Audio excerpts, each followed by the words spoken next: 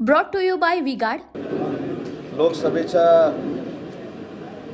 निवडणुकीच्या 5व्या टप्प्याची सांगता प्रचाराची आता काही वेळामध्ये होईल आणि ही सांगता होत असताना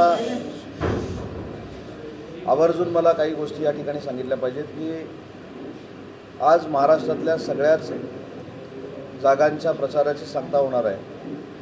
पण या सगळ्या प्रचाराच्या कालावधीमध्ये महायुती म्हणून काम करत असताना आमच्या विरोधकांनी जी काय आमच्यावर टीका केली, आम्हाला जी काही शिवीगाळ केली, आमची जी काय बदनामी केली, त्याचं उत्तर महाराष्ट्रातले मतदार हे 4 जूनला मतदानात देतील याची पूर्ण आम्हाला खात्री आहे। 20 तारखेला मुंबईची देखील निवडणूक आहे। मुंबईच्या 6 जागा महायुतीचे उमेदवार जिंकतील हे कालच नरेंद्र मोदी साहेबांच्या सभेनं स्पष्ट झालेलं आहे। परंतु ज्या पद्धतीनं प्रचाराची यंत्रणा ह्या मुंबईमध्ये महाविकास आघाडीनं राबवली ही अतिशय मुंबईकरांच्या संरक्षणाच्या दृष्टीनं घातक आहे।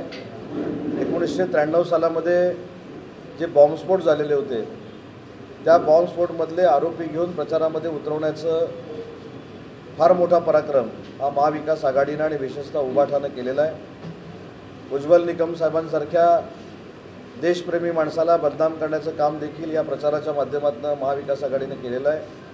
आणि आजची जी पत्रकार परिषद झाली सगळ्यांच्या उपस्थितीमध्ये तर त्याच्यामध्ये 48 जागा जिंकणार असं काही लोकांनी सांगितलेलं आहे। आता 48 जागा जिंकणार हे बरोबर आहे, पण त्या देशातल्या सगळ्या मिळून 48 जागा जिंकणार आहेत असं त्यांचं मत आहे। आणि 48 जागा जरी त्यांनी जिंकल्या तरी पुन्हा त्यांचा काही विरोधी पक्षनेता लोकसभेमध्ये होणार नाही ही खात्री त्यांनी आजच्या पत्रकार परिषदेमधनं अख्ख्या महाराष्ट्राला दिलेली आहे। 48 जागा जिंकणार हे तर सांगितलंच, आणि देशाचे पंतप्रधान कोण कोण होणार आहे त्याची फक्त यादही त्यांनी अजून दिलेली नाही। भाइयों बहनों, उनके राज में पावर रहे अनस्टेबल और हम रखे सब स्मूथ और स्टेबल। हमारा नेता कैसा हो जो स्टेबल पावर दे वैसा हो। अब की बार V-Guard AC स्टेबलाइजर का चमत्कार। पण त्यांच्या आत्मविश्वासाबद्दल त्यांचं कौतुक केलं पाहिजे की एखाद्या संघटनेला, एखाद्या अलायन्सला कशा पद्धतीनं अति आत्मविश्वास असतो हे पत्रकार परिषदेतनं आजच्या सिद्ध झालेलं आहे। देशातल्या जनतेनं ठरवलेलं आहे आणि आपल्या सगळ्यांना 4 जून नंतर कळेल की देशाचे पंतप्रधान पुन्हा एकदा नरेंद्र मोदी साहेबच होणार आहेत। आणि नरेंद्र मोदी साहेबांना पंतप्रधान करण्याचा निर्णय देशातल्या नागरिक बंधू भगिनींनी घेतलेला आहे, तोच महाराष्ट्रातल्या आणि मुंबईच्या बंधू भगिनींनी घेतलेला आहे। त्याच्यामुळे मला असं वाटतं की जो सकाळी एक इव्हेंट केला गेला पत्रकार परिषदेचा, असे किती इव्हेंट झाले तरी नरेंद्र मोदी साहेबांना देशाच्या पंतप्रधान पदावरनं कोणी बाजूला करू शकत नाही। एवढं चांगलं काम त्यांनी या देशासाठी केलेलं आहे। त्याच्यामुळं पुन्हा एकदा त्यांनी ज्या पद्धतीनं महायुतीच्या नेत्यांवर, महायुतीच्या कार्यकर्त्यांवर ज्या पद्धतीनं बदनामी करण्याचा प्रयत्न केलेला आहे त्याचं उत्तर त्यांना नक्की मिळेल। काल तर त्याच्या पुढं जाऊन कार्यकर्त्यांचे, उमेदवारांचे कार्यालय फोडण्यापर्यंत ही सगळी मंडळी गेलेली आहेत। माझी आजच्या या पत्रकार परिषदेच्या माध्यमातून पोलीस डिपार्टमेंटला विनंती आहे की काल जी ऑफिसेस फोडली गेली याच्यामागचे सूत्रधार कोण आहेत, याच्यामागे नक्की कोण कोण गुंड आहेत, यांच्यावर पूर्णतः कारवाई झाली पाहिजे ही या पत्रकार परिषदेच्या माध्यमातून मी मागणी करतो। सर, काल 2 सभा पार पडल्या। महाविकास आघाडीची जी सभा पार पडली त्यामध्ये उद्धव ठाकरेंनी असं म्हटलं की 4 जून नंतर फक्त नरेंद्र मोदी राहतील, पंतप्रधान मोदी राहणार नाही, सरकार बदलेल असा त्यांनी दावा केला। एखादं स्वप्न बघायला काही पैसे पडत नाही, त्याच्यावर काही टॅक्स लागत नाही, त्याच्यावर काही GST लागत नाही, वॅट लागत नाही, त्यामुळे स्वप्न त्यांना बघू दे ना। आता हा प्रश्न मीच तुम्हाला असं विचारला तर तुमचं मत काय तुम्ही सांगा। त्याच्यामुळं देशानं निश्चित केलेलं आहे पुन्हा एकदा नरेंद्र मोदी साहेबांना पंतप्रधान करायचं। 4 तारखेनंतर ह्यांच्या अस्तित्वाची लढाई आहे।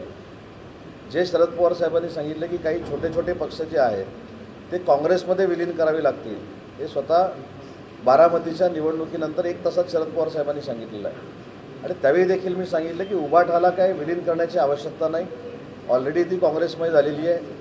उभाटा हे मुंबईतनं आता चालत नाही, राहुल गांधीच ते चालवतात आणि उभाटाचे इथले ज्येष्ठ पदाधिकारी म्हणून नाना पटोले काम बघतात। सर, आणखी एक त्यांनी अशी टीका केली होती कालच्या महायुतीच्या सभेवर, ते म्हणाले की ऐकायला आलेले श्रोते सुद्धा भाडोत्री होते, वक्ते सुद्धा भाडोत्री होते आणि उमेदवार सुद्धा भाडोत्री। माडोत्रींची सभा झाली असं त्यांचं म्हणणं. अरविंद केजरीवाल कुठचे होते? ते गोरेगावला राहत नाहीत, ते कुठं राहतात? ते इथले स्थायिक नाहीत. बाकीची काय पिलावळ होती ती देखील इथली स्थायिक नाही. सगळ्यात महत्त्वाचा भाग म्हणजे कालची शिवाजी पार्कची सभा ही अतिविराट सभा होती आणि BKCची सभा ही कॉर्नर सभा होती. उनका बैकअप सिर्फ कल तक और हमारा चांद तक. हमारा नेता कैसा हो जो नॉन स्टॉप बैकअप दे वैसा हो. अब की बार वी गॉट इन्वर्टर बैटरी का चमत्कार.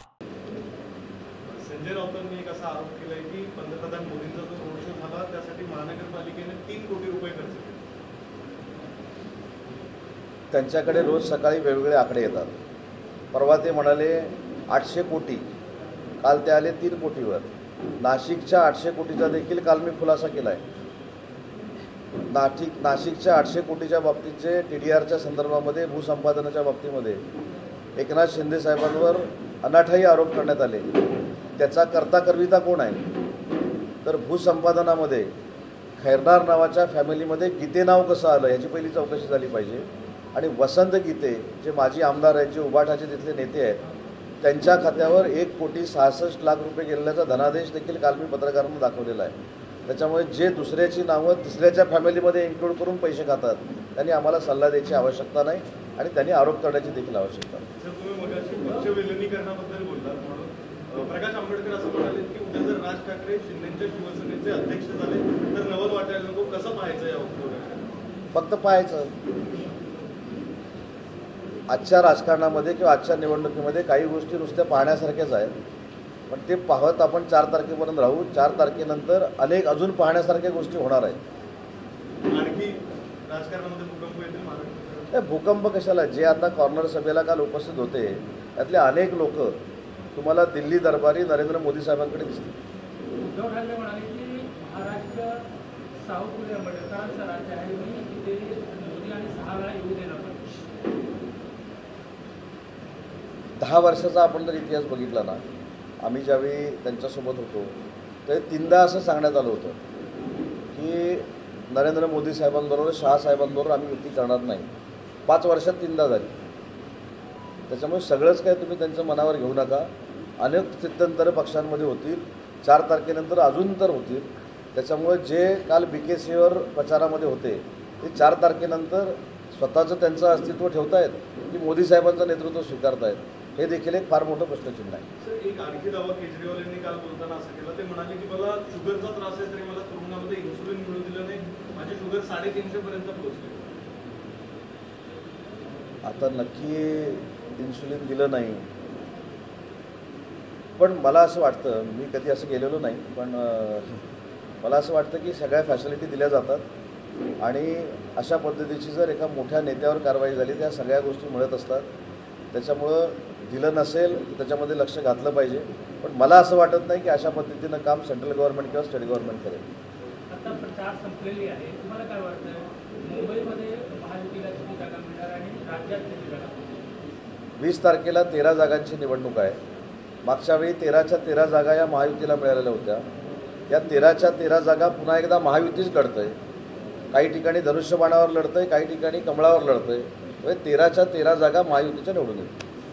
राज ठाकरेंनी काल ज्या मागण्या केल्या पंतप्रधान नरेंद्र मोदींसमोर त्या संदर्भात काय वाटतं? म्हणजे त्यानंतर मोदींचं भाषण झालं, त्यांनी त्या मागण्यांवर वक्तव्य केलेलं नाही. आचारसंहिता आहे ना. काय होतं की एखादी मागणी केल्यानंतर ताबडतोबच ती मंजूर झाली पाहिजे अशी ऐकायची सवय आपल्याला झालेली आहे. पण ते आचारसंहितेच्या अगोदर, आचारसंहिता असल्यानंतर मीच भाषण किती वाजता थांबवलं तुम्हाला तुम्ही बघितलेलं आहे. किंवा आचारसंहितेची काही बंधनं आहेत, पण मला पूर्ण खात्री आहे की राजसाहेबांनी केलेल्या मागण्या त्या महाराष्ट्रासाठी अतिशय उपयुक्त आहेत आणि महाराष्ट्रीयन सगळ्या लोकांच्या आहेत. मग मराठी भाषेला अभिजात दर्जा असेल, कोकणातला रस्ता असेल किंवा गड किल्ल्यांचं संवर्धन असेल, आज इथं जरी विचारलं प्रत्येकाच्या मनामध्ये तेच मागणी असेल आणि ते नरेंद्र मोदी साहेब पंतप्रधान झाल्यानंतर मान्य करतील, पूर्ण करतील, खात्री आहे. Brought to you by V-Guard.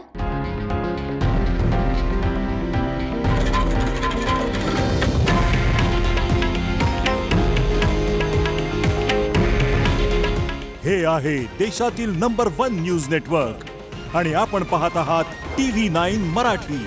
काळजी तुमची, हित महाराष्ट्राचं.